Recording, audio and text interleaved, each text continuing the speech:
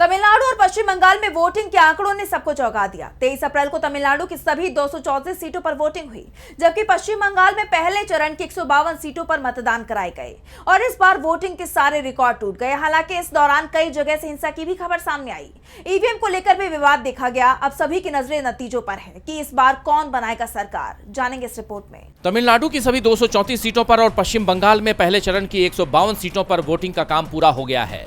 दोनों ही राज्यों में इस बार जबरदस्त मतदान हुआ है। वोटिंग के पुराने रिकॉर्ड टूट गए हैं, जिसके बाद तमिलनाडु में 4023 और पश्चिम बंगाल में 1478 उम्मीदवारों की किस्मत ईवीएम में बंद हो गई। वोटिंग के आंकड़ों की बात करें तो चुनाव आयोग के मुताबिक तमिलनाडु में 86% और पश्चिम बंगाल में 92% की वोटिंग हुई। अगर बात 2021 की वोटिंग की करें तो उस वक्त पश्चिम बंगाल में कुल 82% और तमिलनाडु में 73.63% वोटिंग हुई थी। यानी इस बार दोनों ही राज्यों में पिछली बार से करीब 10% से भी ज्यादा वोटिंग हुई है।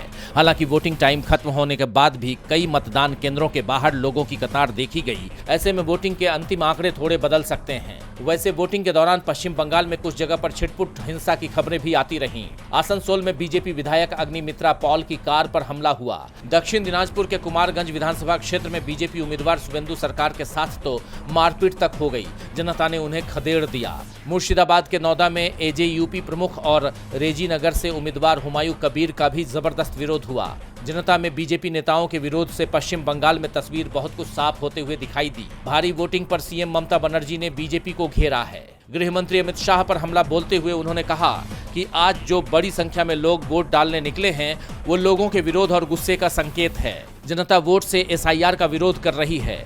अमित शाह एजेंसियों का इस्तेमाल कर रहे हैं। वो चाहे कुछ भी कर लें, लेकिन जीत हमारी ही होगी। उधर तमिलनाडु में जहां शांतिपूर्ण वोटिंग हुई, वोट डालने के लिए रजनीकांत से लेकर कमल हासन के अलावा कई जानी मानी हस्तियां पहुंची। अब सभी की निगाहें पश्चिम बंगाल में दूसरे फेज की वोटिंग पर हैं, जो 29 अप्रैल को होगी, जिसके बाद 4 मई को सभी राज्यों के नतीजे सामने आएंगे। अब देखना ये होगा कि इस बार जीत किसकी होती है। डीबी लाइव की रिपोर्ट।